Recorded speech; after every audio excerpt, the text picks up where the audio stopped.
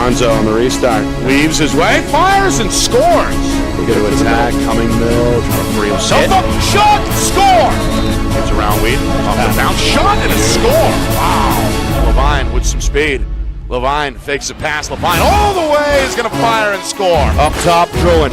He wants a shot, and he's got it. Wow. Meanwhile, Arbusto, one-handed shot is up and in. got a penalty flag down. Skip pass sets up Gabord, and it's time to pluck a chicken.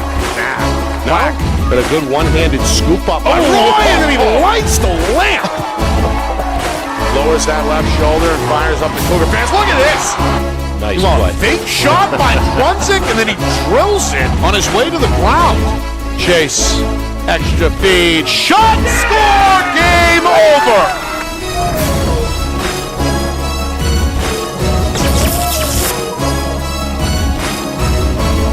Well, hello everyone, and welcome here to Portsmouth. Nick Anastas, Roger Howe with you, getting set for our Friday Night Lights New Hampshire Game of the Week, presented by Beals Insurance. Derryfield and Portsmouth, a long-running rivalry here in Division 2. These two teams have really been the standard in Division 2 for the better part of the last decade. They have met in each of the last 7 state championship games. The latest going to Portsmouth in 2024. The Clippers have won 3 of the last 4 under head coach Chad Vischer. So far, a 3-1 start, 3 wins in-state, 1 loss against Newburyport out of state. They look to make it 2 in a row with a win over Derryfield tonight. Meanwhile, the Cougars, under longtime head coach Chris Hetler, perfect to start the season. 3-0. Wins over stubborn Winnicott, improved Goffstown, and a blowout win over Alvern. So that man hoping the gravy train can continue on the road here tonight against a heated rival. Yes, indeed, and you've hit it right on the head. Derryfield comes out of the gate with a couple of real quality wins, quite frankly. I've seen Winnicott play. We saw them the other night against Oyster River. Those were hard wins, I'm sure, and they did their best to get through those 2 games. Portsmouth coming off a great season, obviously winning the championship last year. Lost some guys.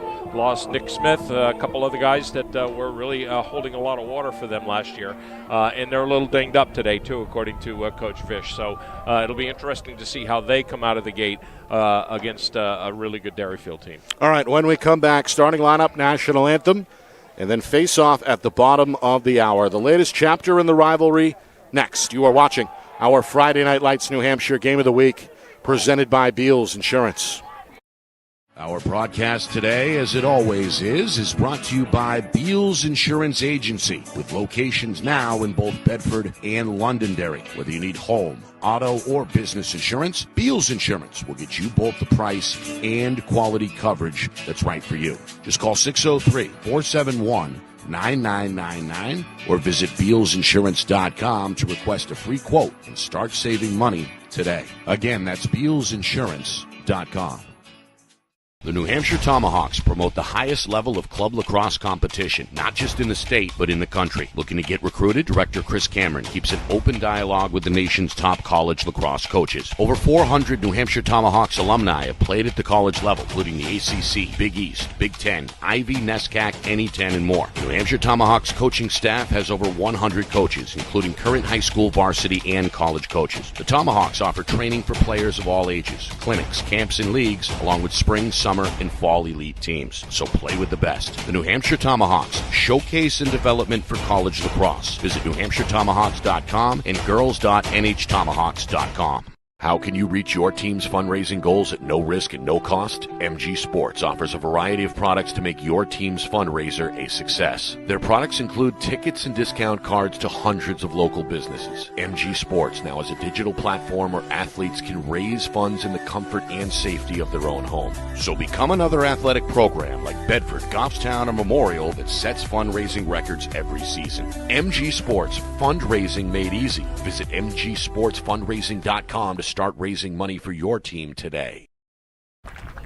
At defense, a sophomore, number 12, Dan Back here on the Roy. Seacoast, closing in on opening face-off between Derryfield and Portsmouth. It's our Friday Night Lights New Hampshire Game of the Week presented by Beals Insurance. Nick Anastas, Roger Howe with you. A gorgeous afternoon. Temperatures in the mid-50s. A little bit of a sea breeze here as we close in on game time. Roger, what do we look for between the Cougars and the Clippers? Yeah, on the Derryfield side, they're young. As I mentioned in pregame, Portsmouth has lost some guys. They've lost some really good guys on their side as well. But watch for Brady Daldo tonight. Medford kid, has been a 3-year contributor to this team. He is a true two-way midfielder. He is going to pick up a long pole and go on defense. And when they transition back on offense, he's going to pick up a shorty and he's going to be out there on offense. He is a threat on offense. Do not let Portsmouth forget about him. So that's going to be a big key there.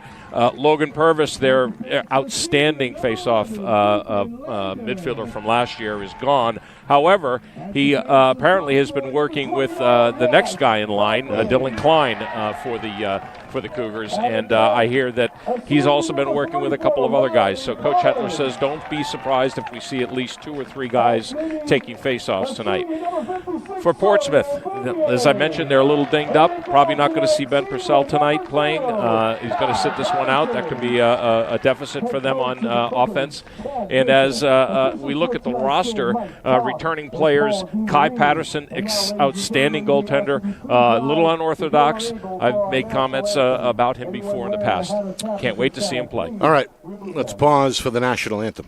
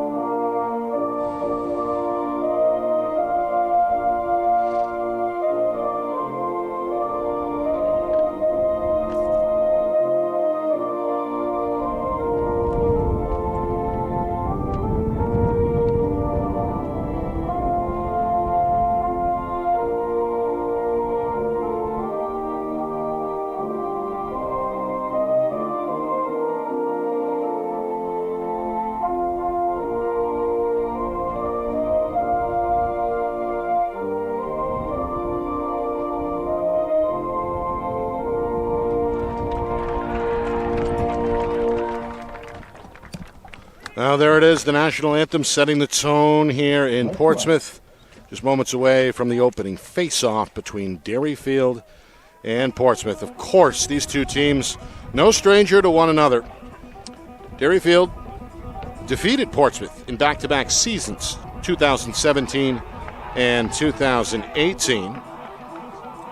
Cougars won it again in 2019, 2020. As we know, no tournament due to the COVID-19 situation. Then Portsmouth started getting revenge, downing the Cougars in the final, 21 and 22. Derryfield with a late goal, the difference in 23. Portsmouth last year made it 3 out of 4 with a championship victory. All right, the team captains and the starters assembling at midfield. 2 officials on hand today, the veterans Mike Toth and Paul DiMarino. Yeah, Mike's nursing a bad wheel out there. I heard that he pulled something in a game prior, I think last week, and he was on the shelf. So it's good to see Mike back out there. Yep. They've lost a couple of guys this year, in fact, to major injuries, and that's putting a lot of pressure on the officiating crew in the state right now. Sun beginning to set. You can see the shadows on this turf field growing long, and a good crowd on hand on the heels of the JV game. Some folks still lingering, but a lot of newcomers as well heading towards the field here, Tom Dobney Field. Quick thought here about the defense on the Portsmouth side to finish my spiel about Kai Patterson. Macy Sean returning All-Stater. That defense has got to clamp down on Derryfield. Another key here to this game. We're underway here in Portsmouth. A dogfight at midfield, and eventually it's won by the Cougars. Jack Hatfield, one of the men in that face-off rotation. However, a quick turnover, a good play by the long pole, the aforementioned All-Stater Maisie Schoen. It's going to give Portsmouth an opportunity here early.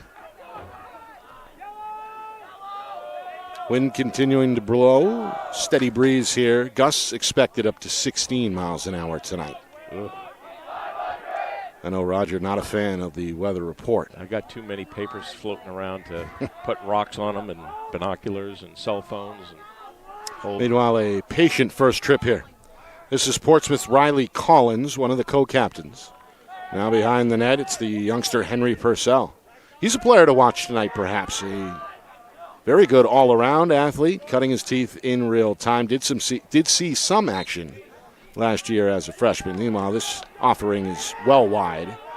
But a good play by the aforementioned Purcell behind the net. Here is Henry Purcell, takes a shot.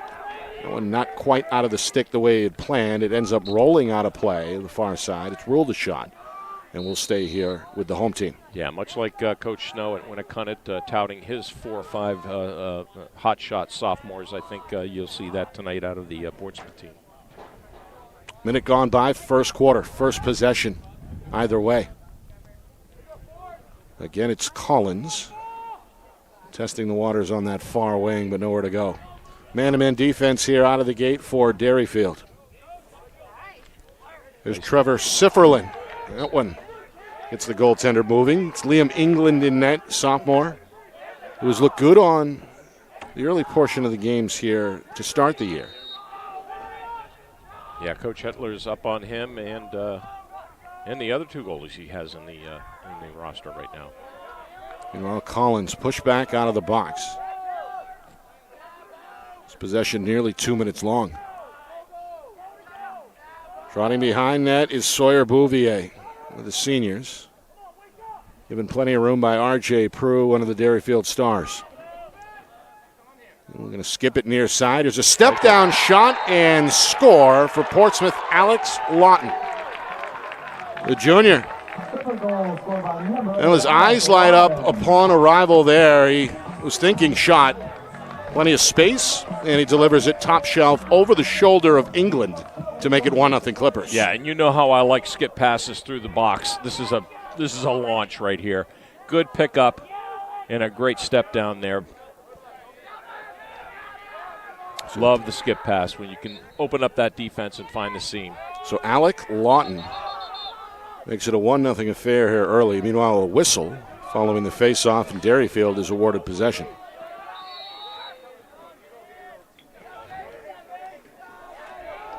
Well, the Cougars turned it over shortly after winning the game's opening face-off. So this is their first trip, and they're going to turn it over behind the cage. Wow. That one whacked away from Ryan Maxwell. Sophomore couldn't quite control it. Good play with the long pole by Andy Brown, another good athlete for Portsmouth. He's one of their quarterbacks in the fall on the football team. Yeah, Andy played a lot last year and was a contributor to that defensive unit last year. He'll be a key, as well as Macy Schoen on this defense. Meanwhile, Derryfield's ride forces a long pass that ends up in the Cougar bench. Good pressure there. They're going to earn another trip here. Try to make better of their first attempt. Nearly 3 minutes in, it's a 1-0 Portsmouth lead. This is Prue, far side. Easy Stone trying to keep him at bay with that long stick. Yeah, we're going to watch that matchup tonight, Nick, between Macy Schoen and RJ. Schoen, a 2-time All-State selection, first team last year as a junior. He's a Binghamton commit, one of 2. Got to get it, yeah. He's going to go. Shot upstairs. So Sifferlin a little too aggressive there on the wing.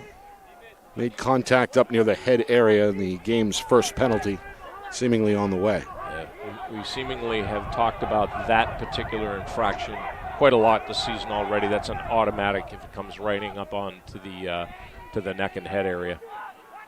And while Prue trying to shake himself loose, draws a slide, and then his pass ends up over midfield. That'll draw the whistle.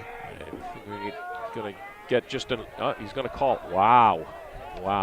That was What do we have here, Roger? Well, it's a hold he's calling, but he hit the head, so I thought that that should have been an illegal body check because he did ride up and get him up onto the backside of the helmet. So Portsmouth is getting a break here. Either way, it's a Cougar EMO. Yeah, it's not even the same guy. It should have been number 77. It's the goal scorer instead over there in the box. That's Alec Lawton. Struck oil a moment ago for Portsmouth. Derryfield a chance to tie the game here. 4 minutes gone by first quarter. Oh, nice look. Skip pass. Maxwell's extra is bobbled upon arrival. Emerson Stover, the freshman, took his eye off the ball. Maxwell trying to recover here on the near side. Shoved out of the way as shown in the mix for Portsmouth. That one is still loose. Nice body. A body goes flying. We play on. Surviving the check in his own end is Clipper midfielder Sawyer Bouvier. Bouvier still on his feet at midfield along the sideline. He's going to draw a flag. Well, he took a number of hits there. The last one right in front of the official, and now Bouvier looks to be shaken up. The officials are going to blow the whistle and stop play here. Did not see an infraction there, but I'm getting old, and it was on the other side of the field. Take another look. There's Bouvier on the clear attempt. Took a shot upstairs from Derryfield's Dominic Cersoni. So looking at that game last year in the finals, Portsmouth had 2 EMO goals on Derryfield. They need to stay out of the box on this team. Cross check. And see, that's the call that should have been made before. So Cersoni. Exactly that call. No argument from the youngster as he drops to his knee in the penalty box. A rough tone set both ways here early on, just 4.5 minutes in already, 2 penalties. Yeah, and we've kind of seen that here. The games that we've done here with Derryfield, they've been rough and tough and tumble, and there's been a lot of penalties. Again, these two teams have been the standard in Division II for a long time now. So this is a lock penalty, so they can rack up a few here and kind of take control of the quarter. Collins going to feather it back up top. They got Macy Schoen at the point, Nick, with the long pole. Here is Schoen. Thought about it. Lawton. No movement. Now a tough angle shot that ends up well high. May have been clipped upon release there out of the stick of Bouvier. Yeah, not a lot of movement on this EMO. They need to get some. There we go. Now we got some bodies. This is Collins. They're in the midway point, first quarter. You can hear coaches on both sidelines trying to direct traffic here. This one bobbled up top. Ball is spiked deeper in, and then it's Derryfield to it. A timeout is called by Coach Hetler. Well, a good play on the ground ball pickup there by Cougar defender Alistair Wright to ensure the possession, and longtime head coach Chris Hetler right there to call the timeout. Yeah, I think he's going to be concerned about the clear here. They're going to get the ball back deep, and they having a lock penalty here. They want to make darn sure that they can get this clear out of their defensive half, get it down to the Portsmouth half, and kind of park themselves over there and kill off this. I think he called 2 minutes. I'm not sure, but I think he called 2 minutes. Normally when you're going to see an illegal body check to the head, they have the discretion to go from 1 to 2 minutes and lock that. And so they've got a little bit more time here, almost a minute and a half, before they're going to have to release this guy out of the box. So this is a very important clear. If you're just joining us, Portsmouth got on the board first. Just over 2 minutes gone by. Alec Lawton went top shelf. It's the only goal we've seen either way. 2 penalties. And again, a physical start to this first quarter. Number of body checks. Yeah, good body check there on number 8 during that last sequence. So Coach Hetler's got something in mind here for the upcoming clear. His team is off to a 3-0 start. A 13-7 win over Winnicott at home in Manchester. A road win at Goffstown 14-10, and then a one-sided affair of victory against Alvern 17-1. Portsmouth right behind them in the standings at 3-1. Wins over Souhegan, Hanover, and St. Thomas. The lone loss against Newburyport. Yeah, but because of the point system in the NHIAA, they're actually tied for second with 2 other teams. There you go. Yeah. Again, just week 2 statewide. All right, coming out of the timeout, the ball is in the stick of Derryfield midfielder Brady Doldo, the senior who is headed to Boulder, Colorado in the fall, is set for the restart. So they should be able to, this is a nice little trick. So they got R.J. Prue coming out of the box right off the bat for the clear, and they miss it. Oh, they're going to get it back. Well, not so he's on the line. fast as He's out. Maxwell steps out of bounds. Yeah, the midfielder bobbled it in the stick and then ran out of room. So Portsmouth forces a turnover, now trying to keep it in their own end, man. and that one flies over the head of Bouvier. Not good. Not good. Again, the sun setting right now may or may not be a factor at that end. You see a lot of contrast between the sunny spots and the long shadows. Oh, and another one thrown out of bounds. So we've got all kinds of unforced errors going on here. So I like the clear that Coach Hetler drew up there. That was very inventive, and it was quick, but they just didn't execute. Speaking of quick shot, swallowed up. England ready for it over the right shoulder. Good offering from Bouvier. Outlet pass, though, too high. Over the head of Wright, not a play. I thought so. Yeah, he got it back. I'm not sure if that was tipped or what, but Derryfield's got it, or if they stayed in bounds. Either way, Cougars looking to tie this thing up just past the midway point first quarter. It's a 1-0 affair here in Portsmouth. Yeah, Portsmouth should have been on top of that clear anyways because they had the extra man. They didn't need to really disguise any type of coverage. Meanwhile, we're back to even strength as Sersoni jogs back on for Derryfield. He's going to take the pass here. Given room by Sifferlin, the defender. Going to clear it out here near side. Sersoni now behind the cage. Shifts to his right, draws a slide, and pays the price. Toppled near the cage, a big hit laid by Andy Brown. Ball, though, ends up with Derryfield. Then Brown runs Sersoni over. We get a quick shot on the other side of the net. And another save, or an early save, the first of the night for Kai Patterson, is going to bring about the whistle. So the third combined penalty between these two teams on the way here. Unnecessary. Yeah, unnecessary. So give that man a minute. He did lay him out, too. Get a look at the hit here. Clear cut, yeah. That was a good hit there. This is the hit coming up. That was the penalty on the left side of the screen. You're right. But consecutive bang-bang hits from the Portsmouth quarterback. Yeah. The second one too much for the officials' taste. So, second EMO for Derryfield. I don't think the first one produced a shot. No. It was quick. Over. Maxwell near side. Back to Maxwell behind the net. Looks on the opposite wing. A move by Sersoni is going to tie the game. A great fake offered up by the sophomore, Dominic Sersoni. Going to tie this game at 1 as Derryfield scores on the extra man opportunity. Well, again, a skip pass through the box started this play, and then a quick dodge comes right in on goal line extended and finds that far corner. Nice stealthy play there.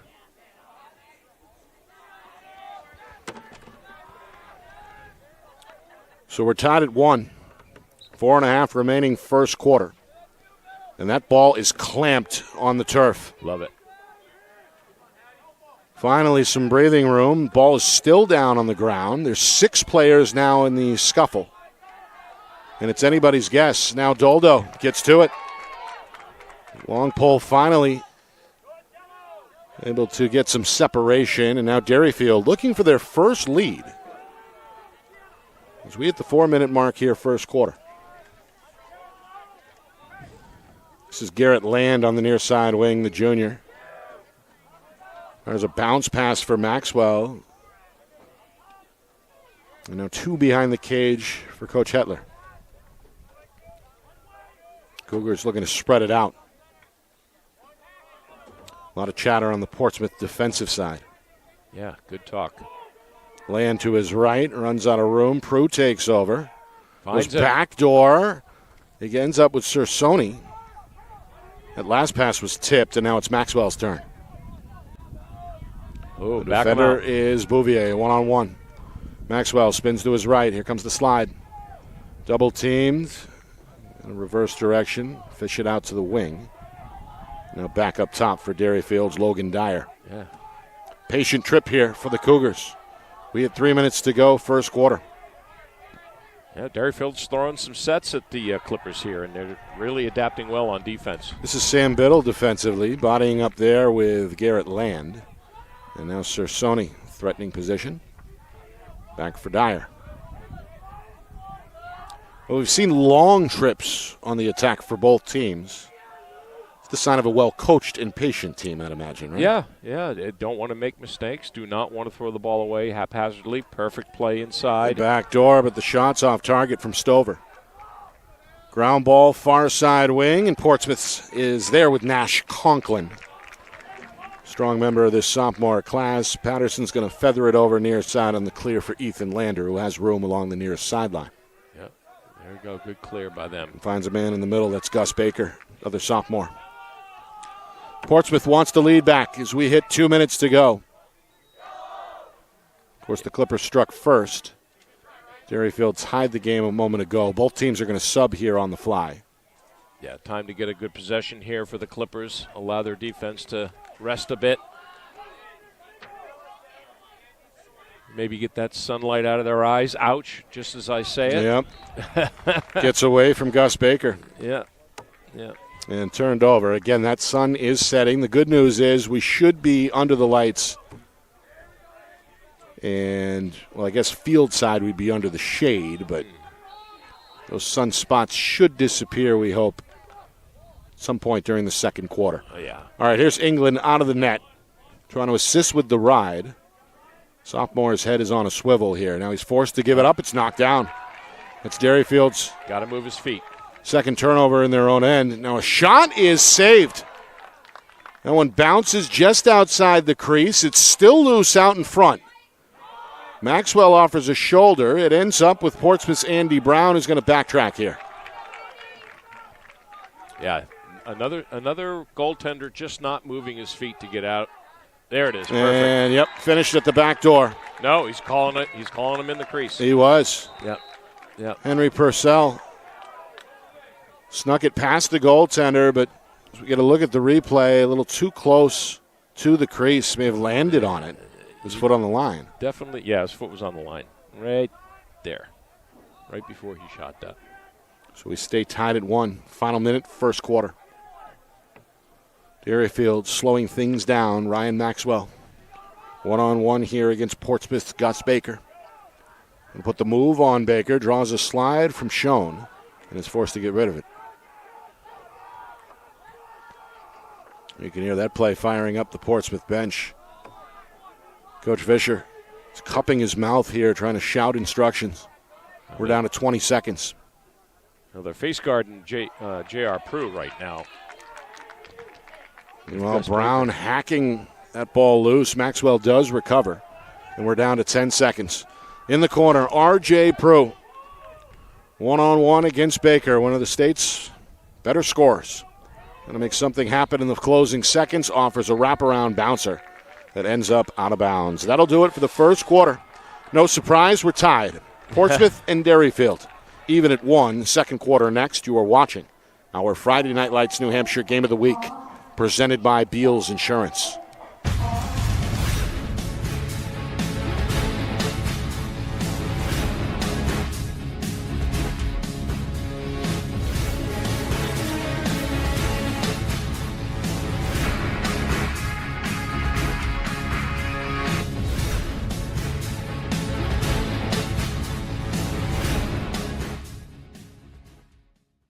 Our broadcast today, as it always is brought to you by Beals Insurance Agency, with locations now in both Bedford and Londonderry. Whether you need home, auto, or business insurance, Beals Insurance will get you both the price and quality coverage that's right for you. Just call 603-471-9999 or visit BealsInsurance.com to request a free quote and start saving money today. Again, that's BealsInsurance.com.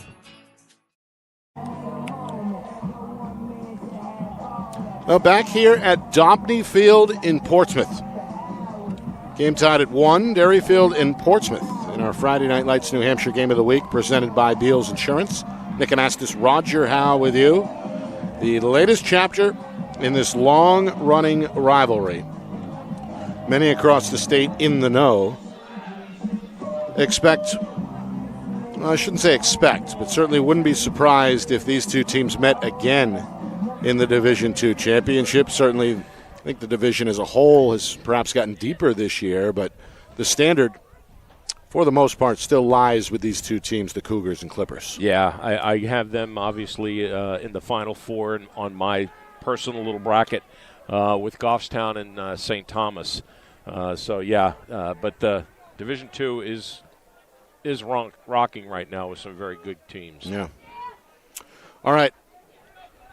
Teams switch ends. And another 12 minutes put up on the scoreboard here in Portsmouth. Clippers are going to win their first face-off of the night. Sam Biddle plays the bounce there. First loss against Dylan Klein. Although it was exclusively Jack Hatfield who was 3-0 for Derryfield in that first quarter. Exactly. So Coach Hetler told us off air he may rotate guys again tonight, and that does appear to be the case. Yep. Meanwhile, Portsmouth, they struck first. Alec Lawton got them on the board just over 2 minutes into the game. Since then, Derryfield has held firm defensively. Cougars tied it with inside of 5 minutes on an EMO goal from Dominic Cersoni. Here's Collins, given a little bit of freedom up top, fires a shot. One poked up and in, but then the rebound is stamped out as well by England. Well, 2 back-to-back saves for the sophomore. He's gotten off to a good start, Roger, in net with 4. Yes, he has. Prue on the clear. He's going to jog along the far sideline. And Derryfield is going to look as a flag flies. I think we have an offside situation on Portsmouth. Yes, we do. Bouvier out chasing defensively for the Clippers as we play on. Cersoni taking direction directly from the head coach. Chris Hetler's right in his right ear. Here's Heath Mueller, another one of these young Cougars. Wants to go one-on-one deep behind the net. The defender is Mogtaba Yusuf, freshman for Derryfield. Now hitting the reset button is Maxwell. Both teams, as we've talked about, have been patient. Cougars know a Clipper penalty is on the way as well. Here's a series of shuffle moves by Prue. Takes a shot from Schoen, ducks away from Bouvier. Tried to sneak it in low, and there's a stop for Kai Patterson. First official save tonight for the Clippers. All right, the penalty, Roger, is what? I think it's going to be offsides here on Clippers. Bouvier jogging into the bench. Yeah, offsides. Yeah. Following him, shaking his head, is the youngster Henry Purcell, and the penalty against Purcell. Going to have a word with Coach Fisher. Coach Fisher told me off air he's very impressed by the athleticism, the balance of this youngster. He'll take a beating, but still learning here is this young Clipper squad. That's their, third penalty of this first half? Yes, it is. No, that's their second. Second. I'm sorry, they're a third. Yep. I think it's 3-1. Yeah, if I could read my own scorecard. Step down. Shot won't get through. It's loose on the wing. Maxwell, the shooter, is in the frame. See Ethan Lander there breaking it up for Portsmouth. That allows the Clippers to pick it up. Andy Brown eventually with another ground ball. Now the clear is a different story. And it's Nash Conklin switches directions, shortens up the pass for Bouvier, who does the rest. Now Bouvier going to retreat to the corner here. Look to kill off the last few seconds of this penalty. No, they're done. Back to even strength here with 3 minutes to go, second quarter. Just moving the bodies. We've been deadlocked at 1 here.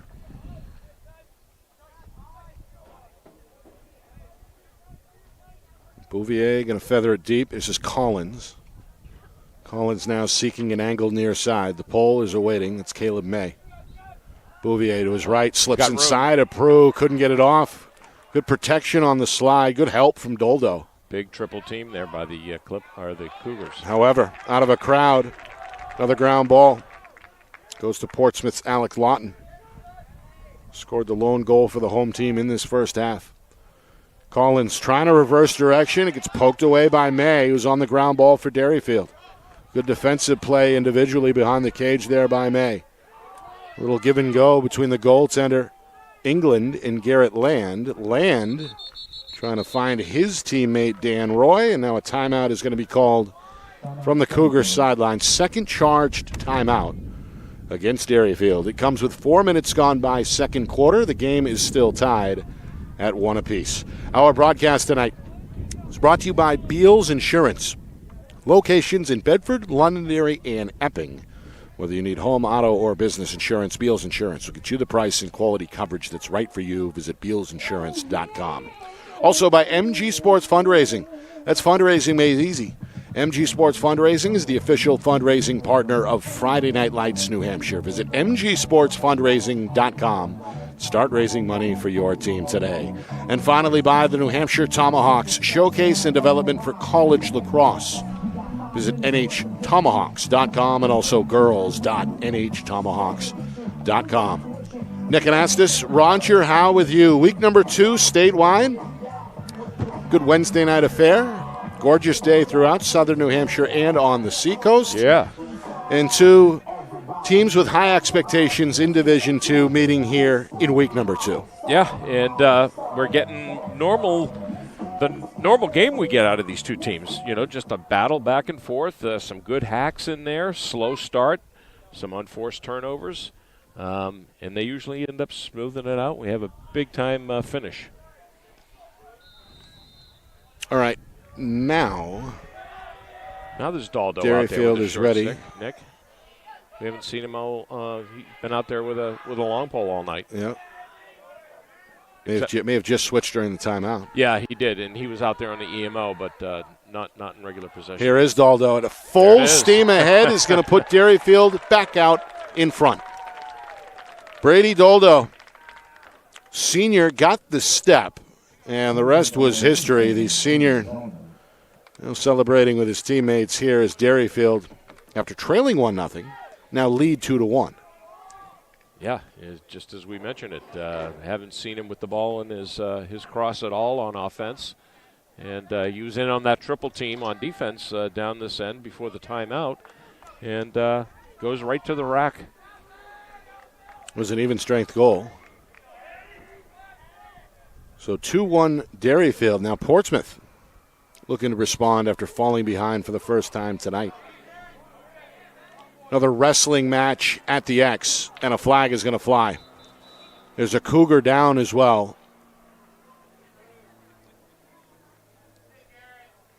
It's Garrett Land who took a shot, the junior, back on his feet. Well, the officials have been busy. Just a 2-man crew tonight. Mike Toth, Paul DiMarino, having a word there, trying to sort out what just happened at midfield. I'm not sure either.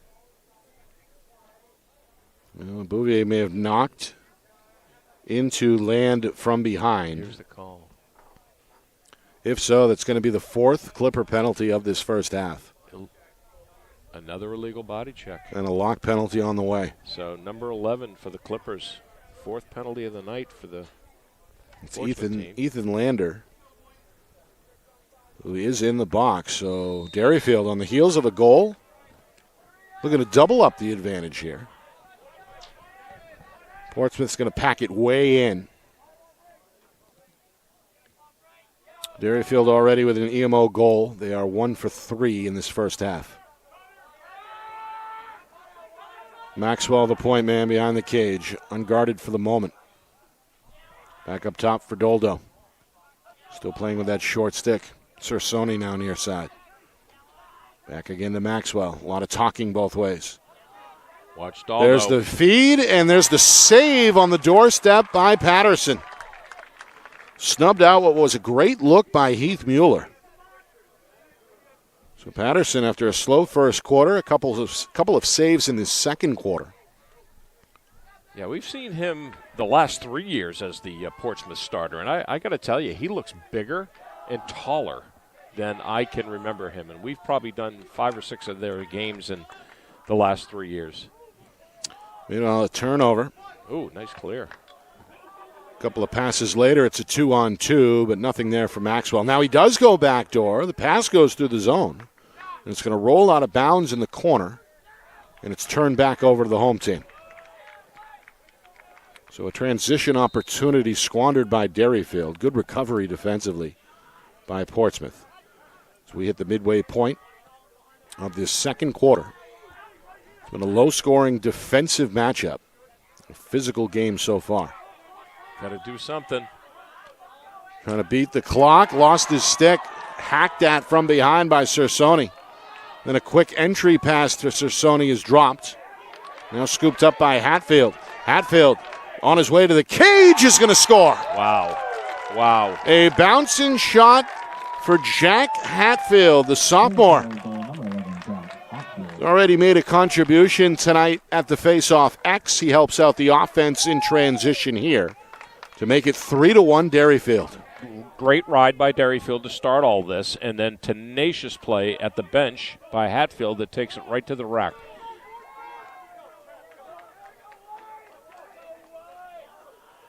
So 3-1 Derryfield. Was that even strength? That was even strength. No, that was not. It was not. That was not. 7:37. So the second EMO goal. And that was a lock, too, so why are we even? Here's a bouncer knee-high, fielded by Derryfield's Mueller. Mueller trying to avoid 2 clippers along the sideline. Reverse direction. He's helped out by Doldo. Finds Prue. Feathers it far side. Maxwell. And there's the shot. Swallowed up. Stover. Tough angle look from the wing. Then Patterson's outlet pass. Ends up across midfield before it's collected by Derryfield. It's Alistair Wright out of a crowd, the long pole. Now Maxwell will slow things down. And as we hit 5 minutes to go before halftime, Derryfield again threatening to widen the gap out in front 3-1. Yeah. Sloppy clears. That's what's hurting Portsmouth right now.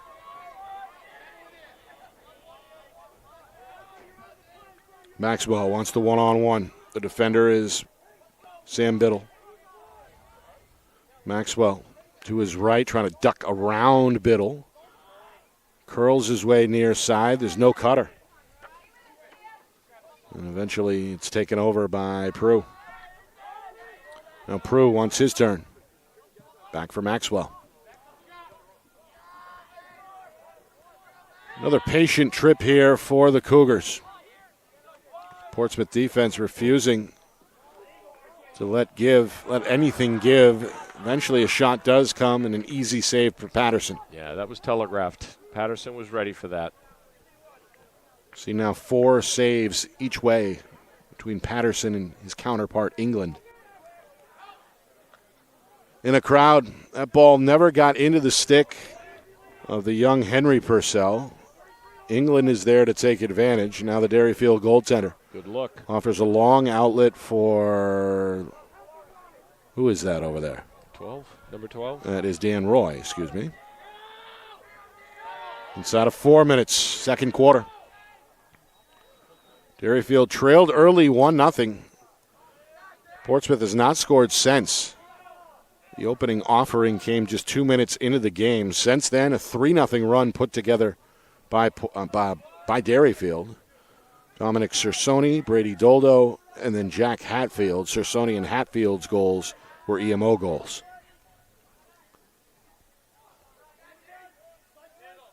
And another extended trip here. Yeah. Down to 3 minutes to go until halftime. Coming up at halftime, stats, highlights, analysis, full recap, and another busy scoreboard to get to in week number 2. All that coming up at halftime. This is Dyer, going to get rid of it. Cersoni thought about it. Now up top again for Mueller. Mueller to his right. Not given an inch there by the defender, Bouvier. It's almost like Derryfield and Coach Hetler just giving Daldo and Prue a rest here.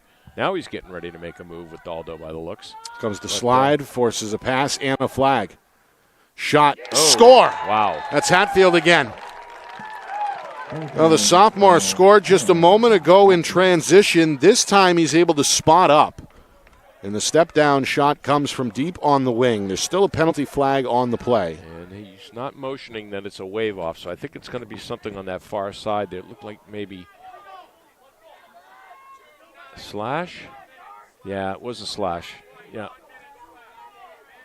So Portsmouth is digging themselves a hole here by sitting the box here. That's number 29. Nash Conklin. Yeah. Sophomore with his first infraction tonight. But it's been a problem for Portsmouth here. The penalty situation heavily favoring the Cougars. Yeah. Yeah. And watch for Derryfield with Hatfield here again at the X to control this and double dip. Get one on the delayed flag and then pop one in on the EMO. 2:25 to go, second quarter. Hatfield back at X for Derryfield. Facing off against Biddle. Oh, thought he moved. Well, we play on. Ground ball, no problem. Near side for Doldo. It's back to the long stick for Derryfield. Doldo avoids a hacking attempt from behind as Biddle closes the gap. And now restarted here near side with Mueller. Fast-moving first half despite the penalties. Just 2 minutes to go before the break. 39 minutes in real time. Yeah, lots of penalties and 2 timeouts by Derryfield. And here we are. We're scooting right through the first half. Well, you can hear Coach Hetler as he roams the sideline directing traffic. Hoping for his team's third EMO goal. Here's a shot. That one, did it get through? No, it hit. Was that Patterson? No, it hit Luke Brandt. The tall midfielder, or pole. Went off his leg. Derryfield a quick restart. 90 seconds to go in the half. Cersoni didn't like it. Oh, nice. Crossed the zone. Won't get through. Waved at by Stover. Even up. Good ground ball by Brown. He's been a ground ball machine. Long outlet taken by Bouvier. Portsmouth a quick clear. Bouvier slows down. And we're going to get a timeout from Coach Fisher. Yep. Good That'll timeout. stop the clock with 1:09 remaining. Just the first timeout so far issued against Portsmouth. Yeah, they need this. They need to give their defense a little bit of a rest after that nice long run by Derryfield. And you got 1:09 here to try and craft something up out of the timeout. And we've seen this is what, our 4th or 5th game this year, and I've been pleasantly surprised by the amount of goals that we've seen coming out of timeouts. Yeah, that's a good point. Where coaches have drawn up some good stuff, and they take it to the rack and they execute, and it's just a sign of the good skill levels we're seeing in the state. I'm just I've been doing this for 30 years, and I'm just amazed at what I've seen with the talent and in all 3 divisions too. By the way, we don't do much with Division 3, but I get a chance to go out there and see that, and even at those levels, the talent is just tremendous. Well, as we know, these are 2 Division 2 teams, but certainly they'd be competitive in Division 1. They're in the top, 6 of the latest coaches poll. Correct. Coach/media poll operated by our friend Joe over at nhhighschoolsports.com. Derryfield this week, number 5. Portsmouth, number 6. Last week, it was the opposite. It was. Yeah, that Newburyport loss, I believe it was 12-2 in the Clipper Cup, I think hurt them as well. And then, of course, Derryfield, being undefeated. All right, out of the timeout, let's see what Coach Fisher drew up. Well, they don't have Ben Purcell tonight, so maybe look for Collins to be on the point side of this, or maybe even the younger Purcell. Ty Beelan is on the field here. Haven't seen much of him so far. Going to shorten his pass for Biddle. And now it's back to Bouvier on the far wing. Final minute, first half. Bouvier against Hatfield. Hatfield redirecting it. Behind the net now, Henry Purcell. Surveys his options. Now Collins, tough angle shot. Nope, just a fake. Back up top for Biddle. Yeah, so again for Bouvier. So more of a let's take a break guys on defense type of a timeout there. I didn't see much of a change in their play. Whoa. Collins, meanwhile, off the ball screen, just hit the trigger. Pulled the trigger. It ends up wide. Henry Purcell, nice. Net near the cage, tried to go with an underhanded approach. And that shot off the pole. Ground ball now taken the other way by Caleb May. Clock in issue, down to 10 seconds. Maxwell for Hatfield.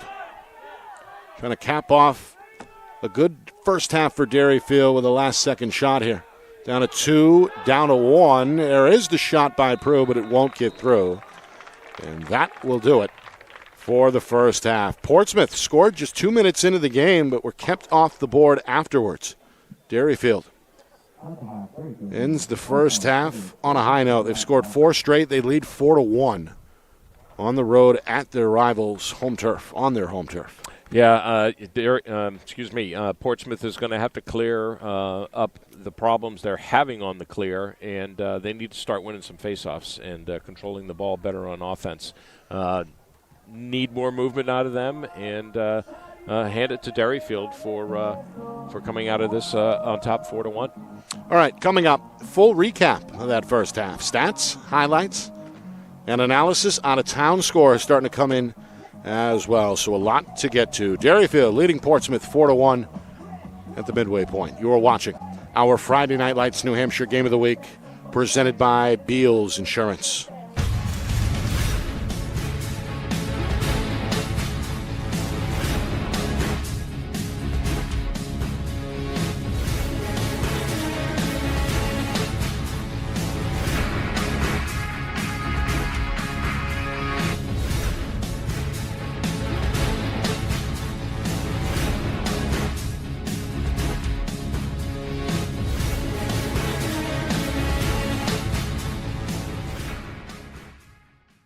Our broadcast today, as it always is brought to you by Beals Insurance Agency, with locations now in both Bedford and Londonderry. Whether you need home, auto, or business insurance, Beals Insurance will get you both the price and quality coverage that's right for you. Just call 603-471-9999 or visit BealsInsurance.com to request a free quote and start saving money today. Again, that's BealsInsurance.com. The New Hampshire Tomahawks promote the highest level of club lacrosse competition, not just in the state, but in the country. Looking to get recruited? Director Chris Cameron keeps an open dialogue with the nation's top college lacrosse coaches. Over 400 New Hampshire Tomahawks alumni have played at the college level, including the ACC, Big East, Big Ten, Ivy, NESCAC, NE10, and more. New Hampshire Tomahawks coaching staff has over 100 coaches, including current high school, varsity, and college coaches. The Tomahawks offer training for players of all ages, clinics, camps, and leagues, along with spring, summer, and fall elite teams. So play with the best. The New Hampshire Tomahawks, showcase and development for college lacrosse. Visit NewHampshireTomahawks.com and girls.nhtomahawks.com. How can you reach your team's fundraising goals at no risk and no cost? MG Sports offers a variety of products to make your team's fundraiser a success. Their products include tickets and discount cards to hundreds of local businesses. MG Sports now has a digital platform where athletes can raise funds in the comfort and safety of their own home. So become another athletic program like Bedford, Goffstown, or Memorial that sets fundraising records every season. MG Sports, fundraising made easy. Visit mgsportsfundraising.com to start raising money for your team today.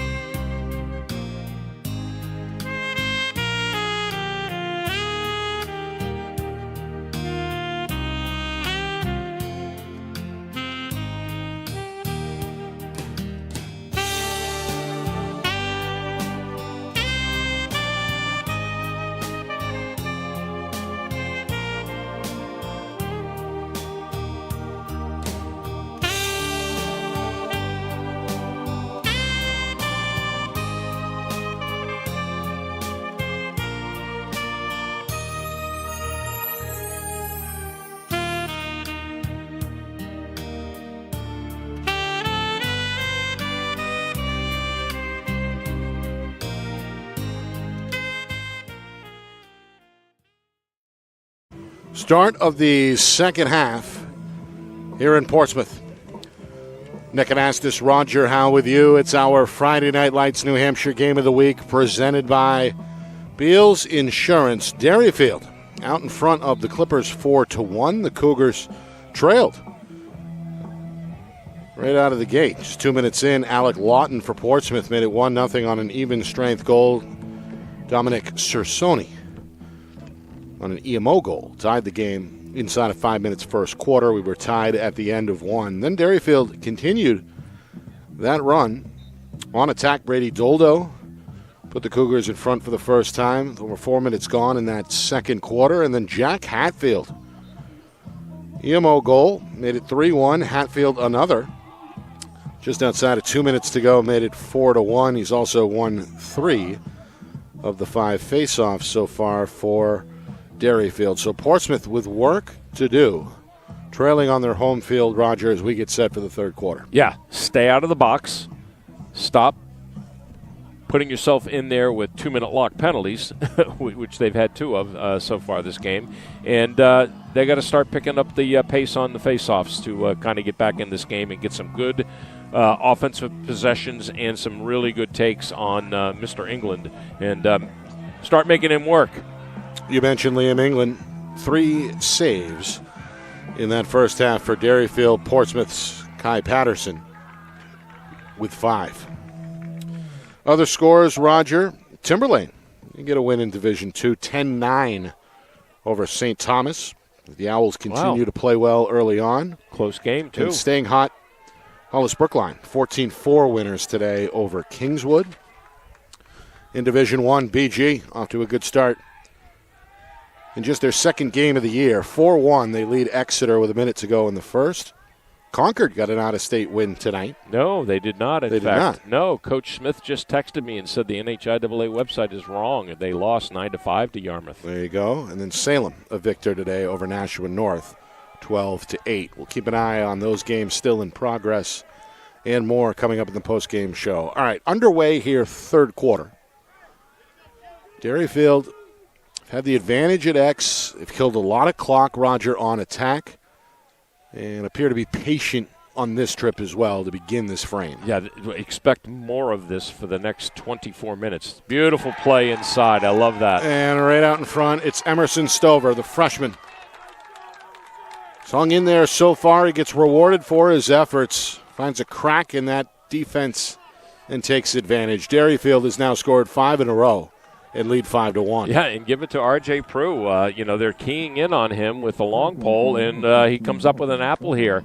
Beautiful play inside, and that's what's going to happen when you start to slough off the other players in anticipation of a slide because you've got a midfielder out there that can really put it to the rack.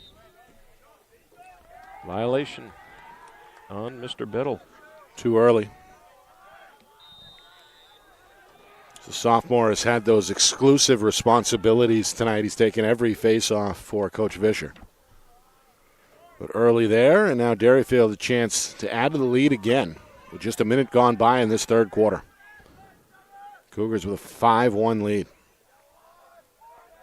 Yeah, watch for them to key in on Daldo here, who has drawn a short stick midfielder. They also seem to be tightening up a bit on the perimeter. They're trying to get him in one ISO here. Watch what Daldo does up top. Here's Prue on the wing. Going to protect the ball, keeping that stick well away from his body. Double threat here with Prue and Daldo out. Daldo to his right. Bouvier stays Inside with him, again. but there's Stover. Wow. Again, springs free. This time, Patterson is ready with save number 6. Boy, I like how Derryfield's come out of here with this offensive scheme already. Meanwhile, Schoen taking his time. Pass eventually secured by Henry Purcell. Now Purcell sneaks in front of his man, fires a shot. That save made up near the mask by Liam England, his 4th stop tonight. England's going to take some air out of the tires here, leave the cage. Short feed for his teammate Caleb May. Yeah, he wants to force the 2-on-1 here. He's got to get upfield. There Here is England. Yep, thinking about crossing the line himself. He does. I think they're off. They are off. They are off. They're way off. Pass drop there on the wing. Loose ball. Who's got it? Derryfield does. Dyer able to circle away from trouble. Sun continuing to set here on the seacoast. The lights are on and becoming more and more necessary. The first half was plagued with shadows and sunspots. A little more consistency now from a visual standpoint for the players. Derryfield again going to take their time. Cersoni behind the cage with 3 minutes gone by third quarter. Hatfield now on the wing. He's led Derryfield tonight with 2 goals. And now Daldo, player to watch. Prue looking for a screen from Daldo. Goes left side, nearly lost it. Spins into trouble. Split dodge, shot, and score. Well, talk about doing a lot with very little breathing room. The senior R.J. Prue on his way to Union somehow got that shot off and in to make it 6-1 Derryfield. So he gets doubled up and then squeezes through, and number 29 from the Clippers comes up and rails him, and he still comes through. Good effort by R.J. Prue here. Able to change direction at the last moment to free himself up. Cashes in for the first time tonight. Yeah, changed his hands, too. He came through left-handed and then switched over to his right. The senior has been a staple for Coach Hetler over the last few years. Meanwhile, this time the violation goes against Derryfield. And now Portsmouth, really, Roger, for the first time in this third quarter, allowed to settle in on attack here with 3.5 gone by. Yeah, that last possession they had on offense, they kind of rushed it and got right in on England, and he was right there. Speaking of England, you can hear him up here trying to direct traffic from the cage. Portsmouth taking their time. This is Bouvier. Downhill to his right, eye on the net, but no shot in the end. Lawton now behind net. Yeah, they need a long possession here. Control the ball, stay on the perimeter, keep things wide. Spin, dodge, shot won't get off. No. Broke it up from behind on a good play by the long pole junior, Alistair Wright, who has played well for Derryfield tonight. He's going to hook up with his teammate to clear it. This is Dyer. Now flip back over to Prue. Prue now gets inside of 2. Feeds it near for Maxwell. Across the zone. Step down shot off the side of the net. Is it in? Is it in? Late call. The officials do signal a goal. Yeah, I don't think they saw that either. Cersoni is second tonight. Well, he somehow, I think, we're going to take a look at the replay, able to sneak that one in. The feed from Maxwell comes from behind the cage, opposite field, and then the shot is a beauty. Yeah, I don't know why it took him so long to make this call, because it's clear. Goes strong side for a second. And it's 7-1 Derryfield. Roger, the run, which dates back to the first quarter, stretches to now 7 unanswered. Indeed. That was Hatfield on that one, Nick. Was it? I thought it was Cersoni. No, I'm sorry, on the faceoff. On the faceoff, yeah. Yep. So Hatfield is back at X. He started the game 3-0. He did. And then didn't take a draw in that second quarter. Meanwhile, 5 minutes gone by in this third quarter. And Derryfield is in the driver's seat. 7-1. Another possession unfolding. Mueller to his right, being chased by Biddle. Now Cersoni goal line extended. Trying to shake off his man. It's a good defensive effort by Portsmouth Conklin. Nash Conklin. Derryfield hits the restart button.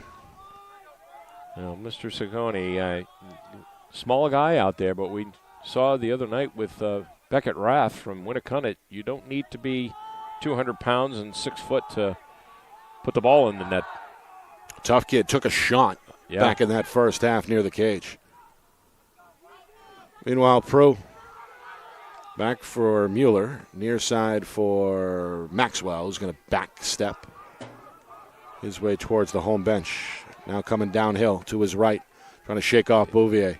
Back door, that pass off target, and turned over.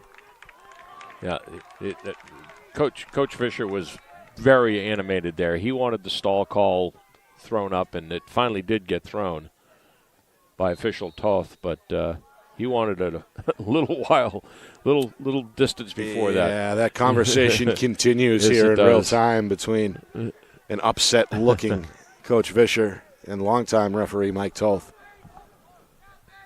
We're past the midway point, third quarter. Portsmouth trying to crack the code on the attack here. They have not scored since just past the 2-minute mark to begin the game. It's not totally uncommon to see a stall call this far away from the end of the game, but that was clear that Coach Vischer really wanted to see that pop sooner. Collins back for Sifferlin. Good pop. Sifferlin almost went down. Now Sifferlin free on the wing. Thought about it. Nice Pass play. out in front. Beautiful. And Beautiful save. it's England to the rescue. Meanwhile, a hard landing there by Portsmouth's Gus Baker. And in the end, the Clippers are going to keep it at this end. Well, he still gets the save in my book. Yeah. He rose to the occasion, stood his ground. Able to flash for the save Yeah. at the last moment. Meanwhile, the clock ticking inside of 5 minutes, third quarter. Collins on the far wing. Defender holds his ground. That's Caleb May.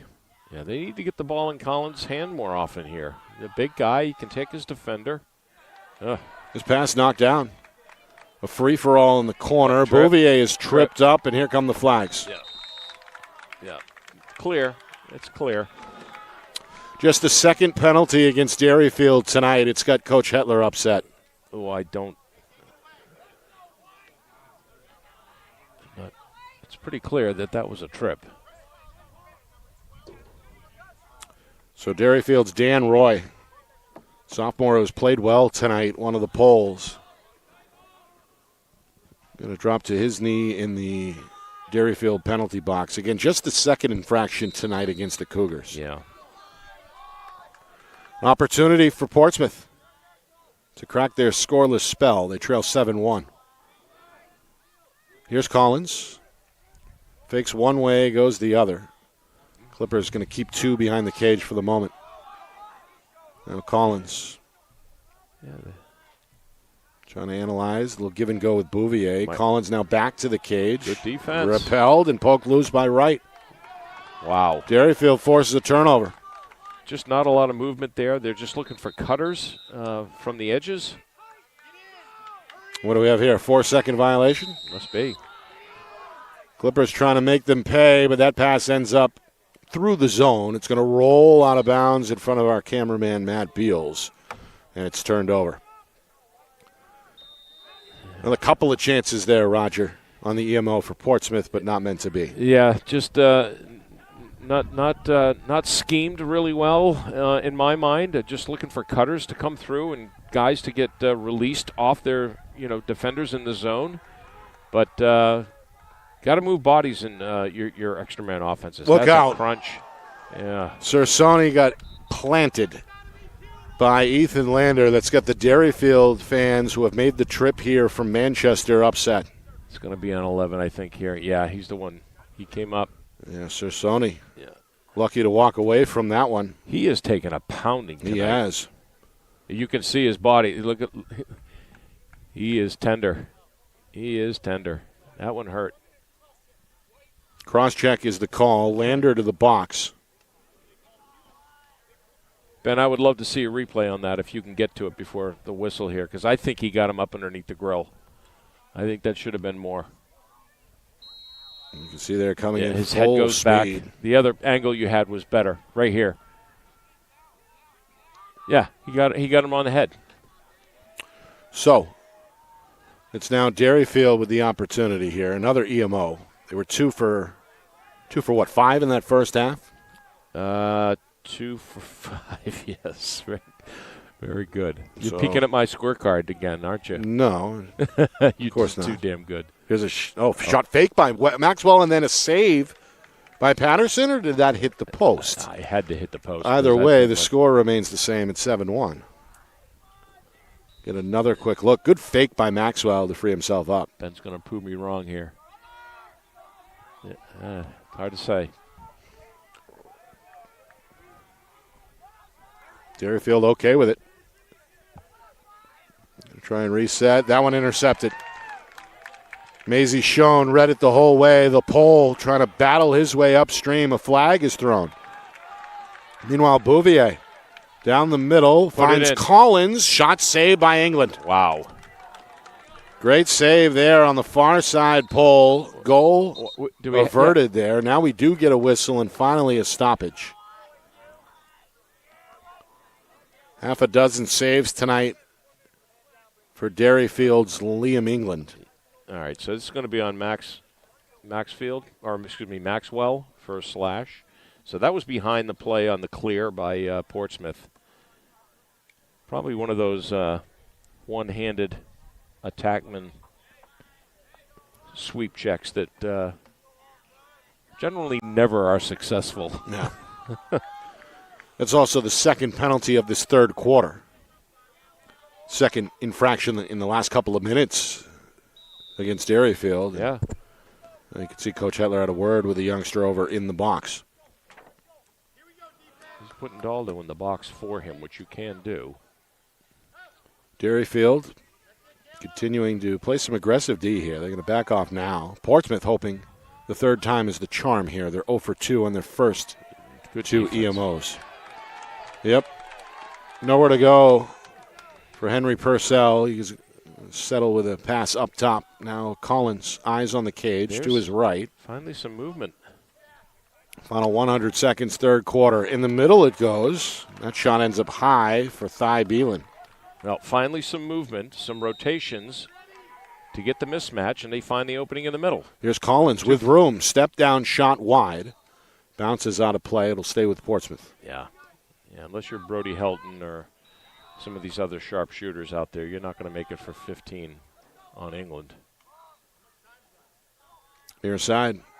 Henry Purcell. He's going to whip it right over the shoulder of England for Portsmouth's second goal. And that is going to be an extra man, because that should have been 115, so we got 122. Extra man offense for them. There you go. So they cash in on their third EMO tonight. 0 for 2 on the previous two quarters. They get it done here in the third to make it 7-2. The goal comes with $1:22 to go in the quarter. Well, you can see the difference in what rotations and movement on these man-up plays can do for you. Yeah. Can Portsmouth ride the wave at the X? Not going to happen. Doldo is there on the wing. Doldo looking for instant offense. Going to have to settle here with a pass to Sersoni instead.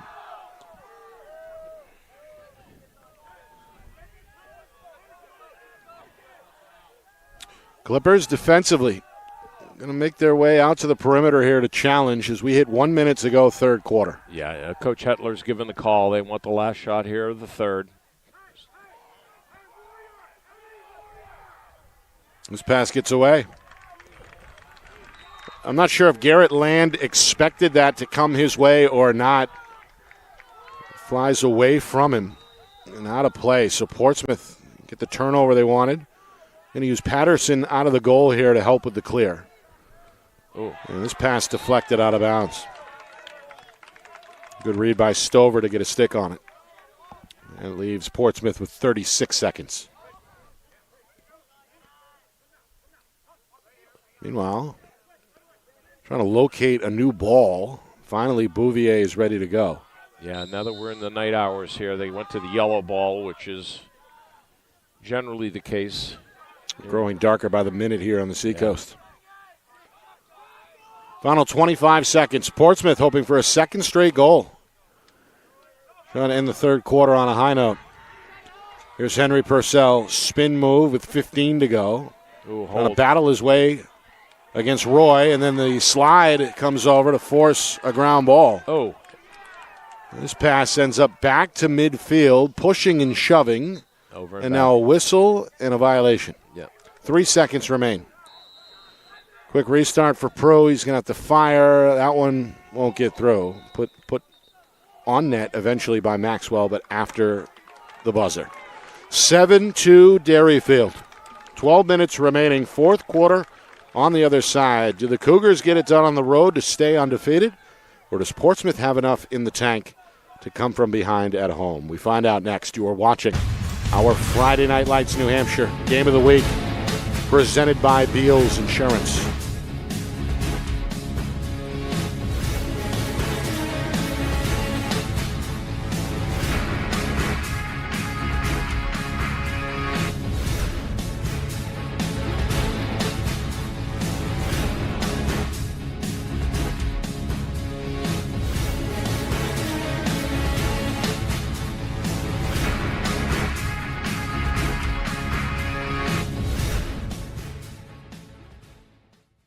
Our broadcast today, as it always is brought to you by Beals Insurance Agency, with locations now in both Bedford and Londonderry. Whether you need home, auto, or business insurance, Beals Insurance will get you both the price and quality coverage that's right for you. Just call 603-471-9999 or visit BealsInsurance.com to request a free quote and start saving money today. Again, that's BealsInsurance.com.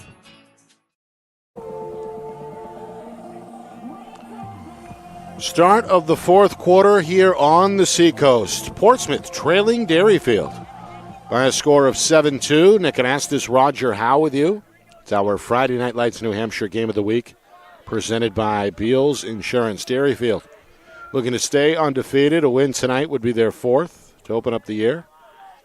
Clippers hoping to avoid an early second loss here in week number 2.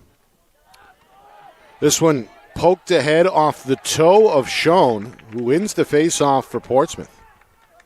They've asked him to do a little bit of everything tonight, including win a face-off. He does so here to set up the Clippers.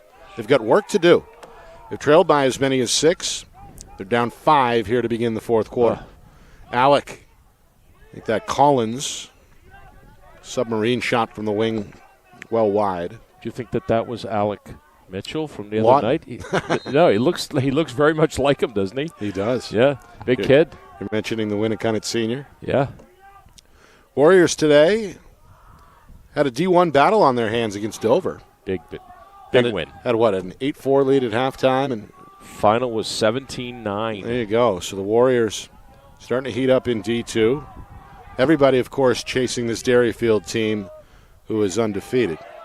Oh, nice turn. Although Timberlane and Hollis Brookline both got wins to stay undefeated today. Meanwhile, this one is a 5-hole sweeper from Collins. That's Riley Collins, one of the co-captains on his way to UMass Boston. Denied on the first attempt. Stuck with it and sneaks one through the 5-hole to make it 7-3. Yeah, good backup there on his first attempt that went wide, and they bang it right back around through X, and he gets a good shot here. Goes 5-hole on England. Little submarine worm burner. Loved it. 2 straight by Portsmouth. Yeah. Of course, the Clippers struck first tonight. They scored with just 2 minutes gone by to lead 1-0. Portsmouth then, over the next 2.5 quarters, rattled off 7 unanswered. The high water mark was 7-1, but the last 2 have gone to the Clippers. Purcell on an EMO, and then a moment ago to begin this fourth quarter, it's Riley Collins. Meanwhile, another face-off win for Portsmouth. Yeah, how about that? Schoen comes in and goes 2 for 2. Trying to build some momentum. A goal here would make it a 3-score game.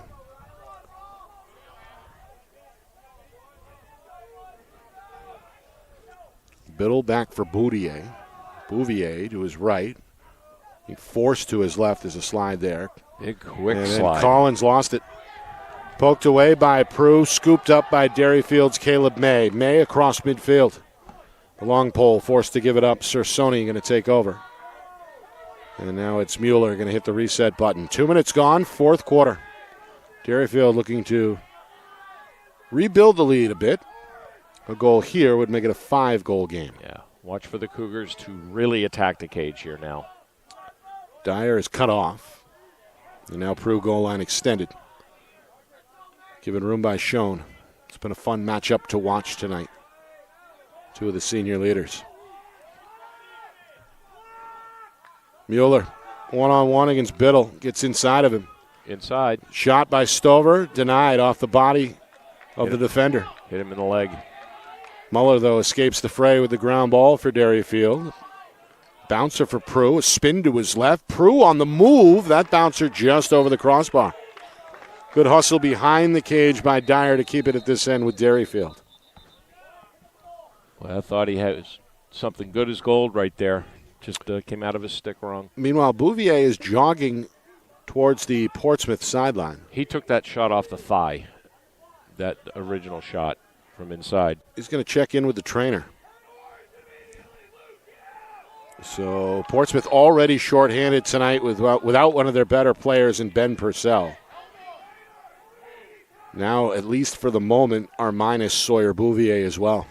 All this with 3 minutes to go. 3 minutes gone by in this fourth quarter. Derryfield has led most of the way tonight. They've got possession here in front 7-3. They got Andy Brown out there face guarding Daldo. And he's in a short stick. He started off as a close defender tonight. He's played well, a number of ground balls unofficially. Meanwhile, behind the net, Cersoni takes in a low pass, trying to shake off the defender. That's Conklin. Back up top. And now on the wing, it resides with Land. Sorry, that's Prue. It's number 6, not number 8. Maxwell going to backtrack to the corner. He's met by Biddle. Wants to dance. Will start and stop behind the cage. Biddle not giving much room. Good defensive stand. Now Prue on the restart up top. Two-man game with Cersoni. Now he's got the stall called, Nick. He's going to spin. Coach Fisher was advocating for that earlier. Yeah. Long possession for Derryfield here. Roger, already 4 minutes gone by fourth quarter. Yeah, watch them. He's in the crease there. Prue knocked down near the net, and they do rule it a violation. Yeah.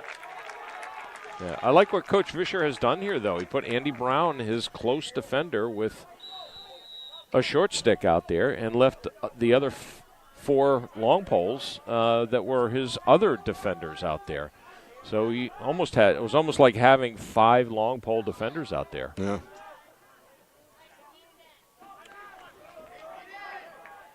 Here's Conklin along the sideline.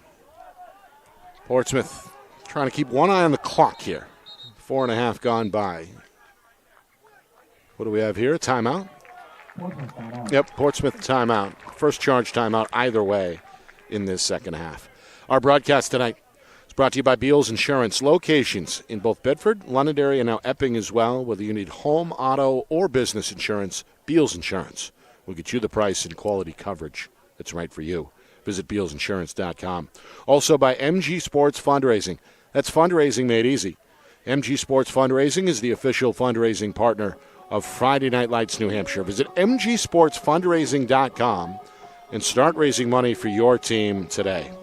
And finally, by the New Hampshire Tomahawks, showcase and development for college lacrosse. Visit nhtomahawks.com and also girls.nhtomahawks.com. Nick and Astis, Roger Howe with you. It's our Friday Night Lights New Hampshire Game of the Week. It's presented by Beals Insurance. Of course, we're live on YouTube. If you have not done so already, like and subscribe. Friday Night Lights New Hampshire on YouTube at FNLNH Media. As we look to expand that subscriber base here before the end of the spring season. Yeah. FNLNH Media is the handle on YouTube. Roger, been a fun one tonight. Long-time rivalry. These two teams seemingly meet every year in the Division II championship game.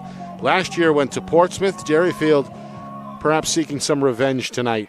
They've led most of the way and are out in front here, in control, at least apparently 7-3. Yeah, it's just kind of a weird game though. Just with the penalties and some unforced turnovers. From season to season, you gotta just say to yourself, you've got a whole new group of guys out here. These are not the same teams as we've seen over the last 4 or 5 years, nor should they be, and just different way of the rivalry continuing. Bad pass, unforced error again. The turnover comes from behind the cage, too high for Collins. And a mistake perhaps Portsmouth couldn't afford. And I think this is what Coach Vischer was alluding to. I've talked to him a couple of times preseason here. Just, young group of kids. Yep. And he's got to coach them up, and they'll be better. They'll be better, come June. I think the number was 9, right? 9 freshmen all getting action through the first handful of games for the Clippers. Yeah. Nearing the midway point, fourth quarter. Derryfield hoping to get over the finish line to stay undefeated. Right at him. That ball, I think, got away from Cersoni. It literally. And then a little friendly fire, keeping Patterson on his toes. Yeah, it literally dribbled right in front of Patterson twice. Oh. And then a long sideline pass on the clear attempt. Hoping to track it down is Beelan, but he runs out of space. They have got to clean that up. Derryfield has gotten a good game tonight out of long pole. Alistair Wright, he was in the mix there, harassing Beelan from behind. He's come up with a number of ground balls. He's made some good deflections as well. Meanwhile, here's a turnover in Portsmouth's favor. Biddle up the field and dropped by Bouvier near the pole. Bouvier hoping to keep it in bounds behind the net. Does have room now in the corner. Meanwhile, Cortland Barr, who hasn't played much tonight, is on the attack right now for Portsmouth. Bang. Going to watch as Biddle fires on the run. That one sails over the head of the goaltender. And we'll stay at this end with the home team. See the shot there off the back foot on the replay. Biddle, he's played well really both ways tonight, Roger, in all 3 phases. Taking a lot of face-offs tonight. He's played good defense. Beautiful. Oh. This one is knocked down by England. Bouvier thought he had a man, Sifferlin, right out in front, but in the end, England with another stop, 7 saves unofficially tonight for the sophomore goaltender. Sifferlin just came in off the bench and just ran right over to the spot and was wide open. Yep. Now Sifferlin trying to make a play on the ball, but Wright able to protect it long enough for his for his head coach to call a timeout from the visitor sideline. First charge Derryfield timeout comes with 5 minutes and change remaining. Speaking of Coach Hetler, if Derryfield hangs on, we're going to speak with him live here on the postgame. Our friend and former colleague. Sure, we'll have a lot to say on this one, win or lose. So Coach Hetler coming up live during the postgame show if Derryfield hangs on. If Portsmouth wins, we get a treat from the other head coach. That's Chad Vischer. Yeah. Who has also agreed to come on if little overtime for us. The Clippers can pull it off. So, yeah, we're going to speak with the winning head coach coming up after the game, plus the normal goodies, the scoreboard, the final stats, and our final thoughts as well. So a lot to get to coming up after the game. Yeah, it'll be a lot of fun. I don't think we've done that. I know you do it with basketball a lot. Not sure if you do it quite as much with football, but yeah, it'll be great. We've known both coaches for quite some time, and they're very personable. If anybody out there listens to the weekly podcast that he does with Joe Marshallena, you know that that Coach Hetler especially, he's deep into the divisions and knows most of the players out there, and always has something very informative and interesting to say. All right, Portsmouth, Roger, trailing by 4. The clock is starting to become a factor with 5:16 to go. What do we see here from Portsmouth as they look to close the gap? I think Coach Hetler called an optimum timeout here, and you rag the ball. And you do exactly what they're doing here. You protect it. You keep it on the perimeter of the offensive side of the field. You wait till that stall call goes, and you're probably going to give it to RJ or Brady, Daldo, and just have them run to space. You got to keep it in the box when you get that stall call, and the only way you're going to get the pressure put against you is if you get into the corners. There's a shot from Daldo. Yeah. That one wide. It'll stay again with Derryfield. Boy, Coach Vish is adamant. Meanwhile, this one escapes the eye of Cersoni, is turned over as Biddle gets to it. So the Clippers do get the ball back in the end. Good clear. And now on the attack comes Collins. Collins to his right. 1 goal to his credit tonight. Split dodge, bouncer, and score. He goes 2. Riley Collins, back-to-back goals here in the fourth quarter.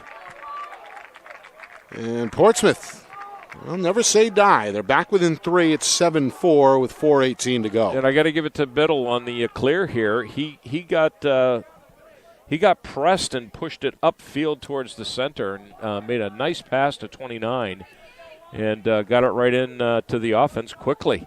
So that's kind of what they needed coming out of that timeout from Derryfield. They needed to respond in this manner, and then a nice cross-handed shot by Collins. Well, they say it's a game of runs. Portsmouth scored first. Derryfield scored the next 7 to take a 7-1 lead late in the third, but Portsmouth putting together a run of their own with 3 straight. Schoen wins it. Yep. He absorbed a big body check here near side. Seemingly didn't flinch as he comes up with another clear. And now Portsmouth hoping to get back within 2 for the first time since the second quarter. Now, I said in that third quarter they needed to get the ball in Collins' hands more, and they've done that in the fourth here. Biddle. Yeah. Good dodge. Yes, wow. sir. Off balance, back foot bouncer. Biddle's got the home crowd fired up. Portsmouth has the momentum on their side. They're back within 2 at 7-5. Now, you said in that last sequence when he had the ball, he had taken a shot that he had been all over the field tonight and, doing face-offs and everything. And I was going to make a comment about how much of a shot he had. And here he goes again. He just destroys this. Nice. Look at that. Wow, he was way off balance, too. Meanwhile, Derryfield trying to come up with a key face-off, but Hatfield hacked at from both directions. Never quite had it. It's still loose on the far sideline. The ball goes skyward. We get a whistle. Get a push. And a push coming against the Clippers. So Derryfield possession, trying to run this clock down here. 3:20 to go. Things tightening up. Clippers at one point led 7-1. Prue to the cage. Oh. That went off the post. Prue follows his own miss. Back to Daldo on the wing. Now it's Maxwell backdoor, intercepted by Patterson. Wow. He gets one there. Back-to-back key plays in net by Patterson. Now, is that a 4-second violation again? Yeah, procedure. We've seen that twice here in the second half, I think Derryfield had a similar violation in the third quarter. So, perhaps an avoidable mistake there by Portsmouth is going to cost them here, Roger, as Derryfield now in a position to really bleed some clock. Yeah, under 3, and they didn't need that. 2:40 to go. Daldo going to isolate here right side. Here comes a slide. You got a double. Try to spin his way through it with a split dodge. Lost it. And he got it back. Stripped there by Brown. Recovered by Daldo. His pass may have been tipped. It ends up out of bounds. And it was tipped. It's going to stay with Derryfield. Well, you can hear the protest coming from the home sideline. They didn't think it was tipped. But our replay may have affirmed the call there. Now Logan Dyer gets inside of his man, but is not interested in going to the rim. Instead, it's taken by Sersoni on the wing. 2 minutes to go. Desperation time for the home team. Clippers hoping to get the ball back. Sersoni zigzagging deep behind the cage. He's got his teammate to his left. That's Prue. Sersoni still with it. Goaltender comes out of the cage. Nobody home. Sersoni is knocked down, goal line extended. The ball ends up bouncing into the stick of Bouvier. Bouvier flings it downfield, and we get a whistle. Timeout, Portsmouth. That's Coach Fisher's second charged timeout. It must have taken place just before Bouvier launched it. Yeah, I was watching the ball, not downfield, so Portsmouth's going to have it in their own end with 1:29 to go. Yeah, not where you want to be. We get another look there. The gamble by Patterson Cersoni slows up, gets chopped at from behind, and then takes another dinger. And the ball ends up out of the danger zone for Portsmouth, the timeout. Yeah, he must have called it before right there. that heave from Bouvier. Been a physical game tonight, a lot of penalties, a lot of big hits as well, a lot of bodies on the ground. Kind of an old school flavor for an old school rivalry. Yeah, indeed. And, in spite of the penalties, there have been big hits, and they've let them play. Right. So, at the same time, you can just goes to show you can call a good game and still have it very rough and tough. Yep. All right. Coach Hetler hoping to get his team across the finish line here with 89 seconds remaining. Cougars hoping to stay undefeated and improve to 4-0. Portsmouth hoping to avoid slipping to 3-2.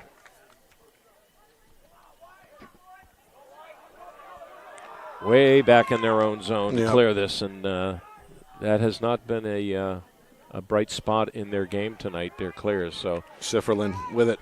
go Given the coast green light. to coast. Yeah, It's going to come right at the defender, Maxwell. Absorbs a check, goes to his right, and that one is reeled in at midfield by Lander. Lander, the long pole with it, gets it up top for Biddle. Minute 15 to go. Back to the wing. look at the wing. Behind the there cage. he is. Out in front. Collins couldn't reel it in. Loose on the far wing. Derryfield's May as the inside track, but he's run out of bounds. Clipper ball. And we are down to 1 minute. Biddle got a piece of that one. Now to his right. Fires downhill, and that's wide of the target. Out of bounds with 54 seconds to go. Two mishandled passes, one to Collins and one to Biddle. Could have produced pay dirt for them, but just bad passes. Now Barr on the restart finds Collins. Collins coming downhill. Sticks out his left arm. Absorbs with his left shoulder. Being ridden by May. That shot again is wide. 42 ticks remaining. Mr. May laying some lumber on Collins there. Yeah. Behind the net.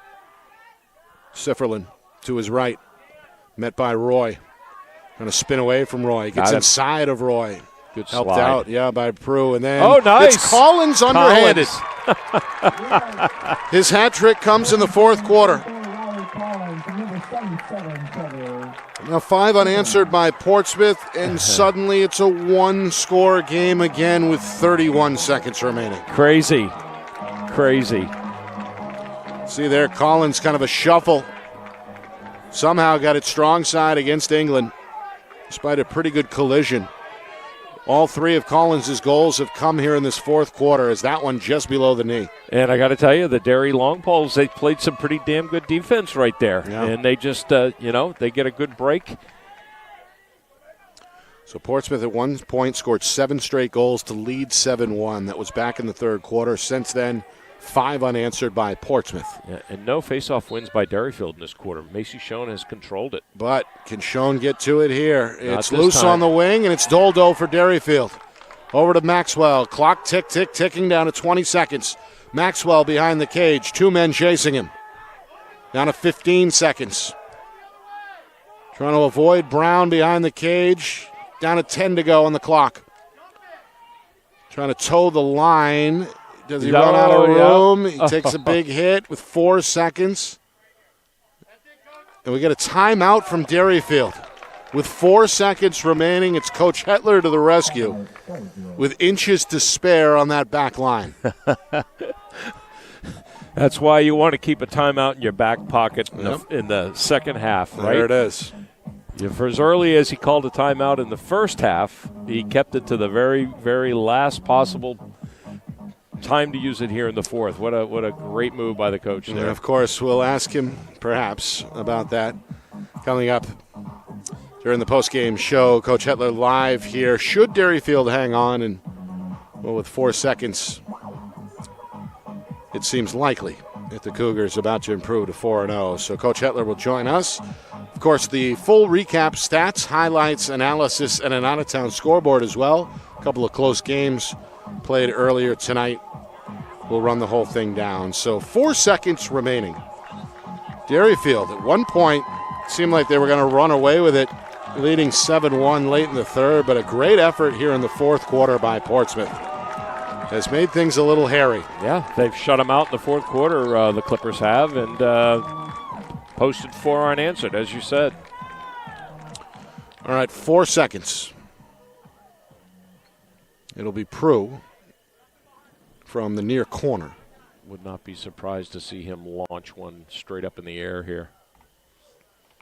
He's going to be given plenty of room by the defender. That's about a 7 or 8 foot cushion. We're not going to see anything here as the clock let it go. is allowed to run out. Yep. Well, 2 rivals embracing some good sportsmanship here. This may or may not be the final meeting of the spring. We'll see. But this one goes to Derryfield. 7-6 is the final score as the Cougars remain undefeated. 4-0. They'll next take on Timberlane in a big battle on Friday afternoon. 4:30. Clippers on the road again at Spalding Friday at 4 o'clock. Coming up, Coach Hetler live. Stats, highlights, analysis, full recap, out-of-town scoreboard. All that on the way. 7-6 the final. Derryfield over Portsmouth. You are watching our Friday Night Lights New Hampshire Game of the Week, presented by Beals Insurance. Our broadcast today, as it always is brought to you by Beals Insurance Agency, with locations now in both Bedford and Londonderry. Whether you need home, auto, or business insurance, Beals Insurance will get you both the price and quality coverage that's right for you. Just call 603-471-9999 or visit BealsInsurance.com to request a free quote and start saving money today. Again, that's BealsInsurance.com. The New Hampshire Tomahawks promote the highest level of club lacrosse competition, not just in the state, but in the country. Looking to get recruited? Director Chris Cameron keeps an open dialogue with the nation's top college lacrosse coaches. Over 400 New Hampshire Tomahawks alumni have played at the college level, including the ACC, Big East, Big Ten, Ivy, NESCAC, NE10, and more. The New Hampshire Tomahawks coaching staff has over 100 coaches, including current high school varsity and college coaches. The Tomahawks offer training for players of all ages, clinics, camps, and leagues, along with spring, summer, and fall elite teams. So play with the best. The New Hampshire Tomahawks, showcase and development for college lacrosse. Visit NewHampshireTomahawks.com and girls.nhtomahawks.com. How can you reach your team's fundraising goals at no risk and no cost? MG Sports offers a variety of products to make your team's fundraiser a success. Their products include tickets and discount cards to hundreds of local businesses. MG Sports now has a digital platform where athletes can raise funds in the comfort and safety of their own home. So become another athletic program like Bedford, Goffstown, or Memorial that sets fundraising records every season. MG Sports, fundraising made easy. Visit mgsportsfundraising.com to start raising money for your team today.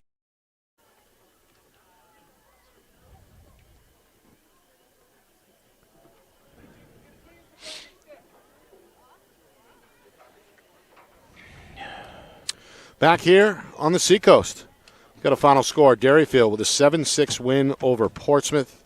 Cougars now 4-0 to begin the season. Big game coming up against Timberlane on Friday. Portsmouth looking to rebound after suffering their second defeat on the road on Friday at Spalding. Nick Anastas, Roger Howe with you.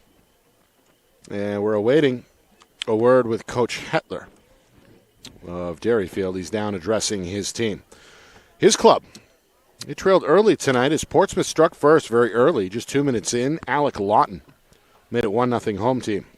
After that, the Cougar defense really able to lock down and keep Portsmouth off the scoreboard for the rest of the half. Attack-wise, the Cougars had a pretty balanced effort. Dominic Cersoni tied the game on an extra man opportunity. 1-1 was our score after one. Brady Doldo, a even-strength goal, put Derryfield in front for the first time with nearly 4 minutes gone by. Then later in the half, Jack Hatfield scored back-to-back goals, one in transition, second Derryfield EMO goal about midway through, and then inside the final 3 minutes on another beauty, a step down, made it 4-1 Derryfield. 4-1 Derryfield, our score at halftime. Third quarter, more of the same. The Cougars' Emerson Stover on a pretty pass, scored in the first minute, extended the Cougar lead and run to 5-1. R.J. Prue, a moment later, made it 6-1, and then Cersoni's second represented the high water mark for the visitors tonight. 7-1 Derryfield, less than 5 minutes in third quarter. Then, Roger, things flipped, and the advantage went to Portsmouth. Henry Purcell on an EMO made it 7-2 in the final 2 minutes. 7-2 was the Cougar lead going into the fourth. The Portsmouth run continued. Riley Collins scored back-to-back goals to make it 7-4. Sam Biddle inside the final 4 minutes tightened things up even further, 7-5. And then with 31 seconds to go, a kind of backhanded shovel shot from Collins for the hat trick made it 7-6. But Portsmouth runs out of time. And in the end, Derryfield emerges with a 1-goal victory.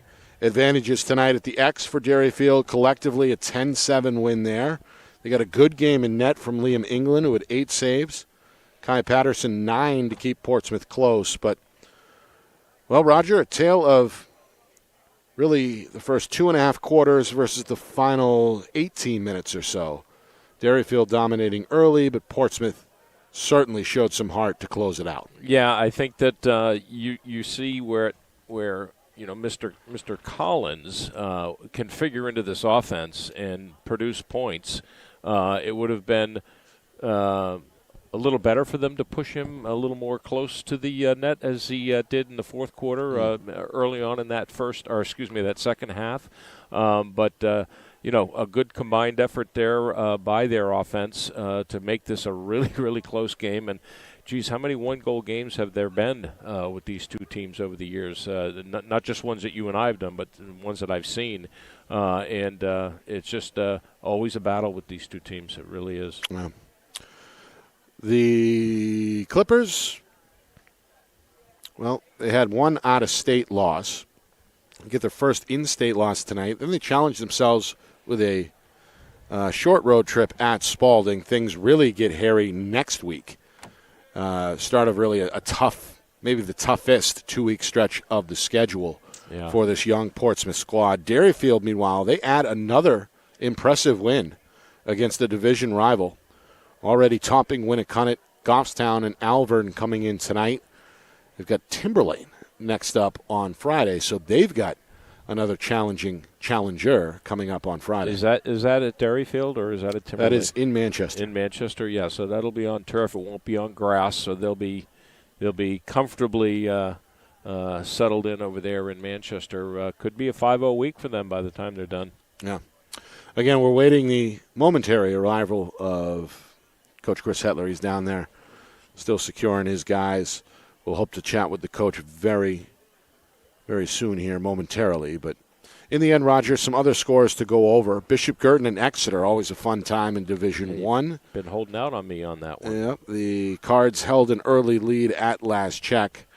They have extended that lead since. About midway through the third quarter, it's 9-6 BG. Wow, really? Wow. Over Exeter. So that was a 7 o'clock start then. Yes, and the Blue Hawks hanging around on the road. Oh, no, that one in Exeter. As we know, BG kind of an unbalanced schedule this year, only 5 home games, including the first 4 are on the road. Yeah, I think that was because of Stellos, right, with the new turf down there. Yep. We may be getting an update on that BG score. We do. Producer Ben Beals coming through. It's now 11-7 Bishop Girton with 4 minutes to go in the third quarter. So a 4-goal lead, but still a lot of time there out in Exeter. Yeah. Earlier tonight, as we reported, in Division 1, Salem, congratulations there. They beat Nashua North 12-8. Good for Salem. Concord challenges Yarmouth out of state, but fall to the main squad 9-5. And in Division 2, both Timberlane and Hollis Brookline making early waves. Owls another win, 10-9 over St. Thomas. And Hollis Brookline prevails over Kingswood in a blowout 14-4. So as we said, Roger, both on and off air, D2 pretty deep this year. We've seen Winnicott. We're going to see Timberlane and Goffstown coming up shortly in the next couple of weeks. We get a good look at Derryfield and Portsmouth tonight. What's your take after about a week and a half of action in D2? I was just going to say, I wonder if we can get a score on that Oyster River Newmarket and Goffstown game. That would be another D2 battle that is being held today. But hey, Yeah, I mean D2 seems to be where it's at right now. It really does, and I'm glad we're doing more games this year. Yeah, a lot of competition early. Yeah, I've been wanting to see more D2 games, and here we are. It's exciting to have these battles going on here, including our first one. How are you, Coach? Of the year. Coach Hetler joining us. Congratulations on another big win right on the road tonight here. This one's got to feel good. It's been too long since we've seen each other. I know. I know. Still finally remember those Sunday mornings. I know. Absolutely. Right. Absolutely. Coach, your group got a good mix here, it looks like, from a class perspective. You've got your standard senior leaders, but a lot of contribution coming, at least early in the season, from the underclassmen. Again here tonight, you got to be proud of those young guys. Super proud. Can't say enough about the freshmen and sophomores that were out there tonight. That's not an easy environment to be in. That's one hell of a defense. Really good goalie. And they came out from the opening whistle and they said, "Hey, we're not giving you anything tonight." Yeah. I mean, Macy, Nash, those guys were unbelievable out there, throwing checks, getting ground balls. Really, really proud of the way my kids held up. Yeah. We had just enough in the tank. Did you expect this kind of physicality? And if so, how do you prep those guys for that? You just we don't really have that at practice, so it's they just got to be mentally tough, and we say, look, expect it and trust the sets, trust your teammates. We were running a lot of two-man game, a lot of picks. Just trying to find the right matchups. And, at some point we just kept saying in the huddle, like, we knew coming into this game it was going to be – I think I even told the guys, like, we're winning a 7-6 game tonight. Didn't think it would get that way in the fourth quarter, but, I felt like if we could play well on defense, we had a shot. We would have to find the matchups in the offensive end, and the guys did. Felt like maybe we took the pedal off the gas a little quickly there in the fourth quarter, but they were tired. We had to find a way, a will to win. Well, long possessions on your part will do that too. You give them a break on defense. My keys to the game at the beginning was the Portsmouth defense. If the 100%. defense with Macy showing up and Andy Brown and Kai, you turned the tables on them and you really shut them down on offense. And, what a gritty effort by him in the face-off circle too in the second half. He won all four. He's I had him down. Did a hell of a job of creating a 50-50 ball, and when they needed him, he shows up. I mean, there's a reason why he's going to Binghamton. So, for sure. Now, I have a question for you about your strategy with Brady Daldo. Clearly, he's a two-way guy for you. He started off the game. He played a little bit more long pole than he did offensive. He was on your EMO. How do you work him into your offense when you're in a close game like this? I just look at him and say, "Do you got legs?" He's one of our best athletes on the field. I've never seen a kid seamlessly go between pole and shorts like that and be able to, not have it affect his shooting on offense, and then just still take great angles. And I mean, he throws takeaway checks. Like, he just lodges the ball and he's able to go get it. It's really pretty cool to see. And some of the other, we're training some other guys. Not quite the athletes he are, but like, they're buying into that. We're a smaller school. We're a smaller team. Like, I need lacrosse players. You're not a midfielder. You're not an attackman. You're not a defenseman. You are a goalie, but you're a lacrosse player at every other position. You're the only coach that sends me your rosters with midfield attack midfield, defense LSM, SSDM. You're one of the only guys that does that multi-factioned we look positioning. for ways. We see guys. We look at their talent set and we say, look, these are the spots we can see you playing, and we want you on the field. And you saw it tonight. We needed every single one of those guys to play multiple positions to try and find a way to win. So I think it's a lot of fun. The kids have fun. It's a fun way to run practice. It does make things a little tight towards the end. I wish we did have 50 guys, but we got to do what we got to do. Yeah. I want to talk a little bit, Coach, and I know you're busy. We'll let you go here shortly, but Liam England looked good tonight. He flashed at points in this game. I'm so happy for the kid. Had a rough outing last Friday against Goffstown. Had a really good outing our first game against Winnicott, but he's a sophomore, and that's going to happen, right? And to his credit, he looked at me after the Goffstown game and said, "Coach, that's never going to happen again." I said, "Okay." Forgot to eat lunch that day. Didn't eat lunch. Blood sugar might have been a little low. Yeah, so. He came to play. He came to play tonight and did a great job. Really proud of him. So. What can you tell us, Coach, about Timberlane coming up? Oh boy, putting up. They won really tonight. Won 10-9, I think. Yes. 10-9 out of St. Thomas. It'll be a gritty Owl team. I think they've got they've got Rocco down on attack. They've got Petrie down on attack. They got a kid Gio at midfield. They're a really athletic group. They did graduate some really good polls last year, but Coach Blaska left. He did not leave the cupboard bare there. They are quickly proving that they are a team to be reckoned with. He left Lewis a turnkey situation. I hear that's what he likes to tell people. Yeah. And he did. He did such an unbelievable job with that youth program. So. I mean, you remember back in the day. I mean, Timberlane, they were an afterthought, and not anymore. They are coming to play, and if you're not ready, they'll bring it to us. So that's what I told the kids in the huddle. I said, you enjoy tonight, but we got to quickly turn the page. And I think it's going to be a light practice tomorrow, but we've got to have our brains switched on and mentally be ready to go execute on Friday. Sure, you'll be ready. I know. Well, Coach, congratulations. Thank you guys. I'm sure we'll see you at some point down the road. You guys pick good games to come to, man. Yeah, always tight games. This was fantastic. So we appreciate it. Well, thanks again. Thanks, guys. Coach. Thanks, Chris. That again is Chris Hetler following another Derryfield victory, 4-0 to begin the year. 7-6 is the final score tonight. All right, Roger, we've got one more score to report. It was upon your request. Goffstown. Yes. A win over Oyster River, 7-1. 7-1 is the final. 7-1? 7-1. We got to watch out for some Goffstown defense then. That's right. My goodness, Oyster River with their hot shot guns, they were putting up points the other night. Yeah. So another good win for Goffstown. Yeah. All right. Want to thank Tom and his staff, keeping a watchful eye over our shoulder here in Portsmouth. Always a fun time here on the Seacoast, and they welcome us with open arms, so we appreciate that. Always fun to be here. Yep. Want to thank Coach Hetler for making time as well after the game to speak with us. Always good stuff there.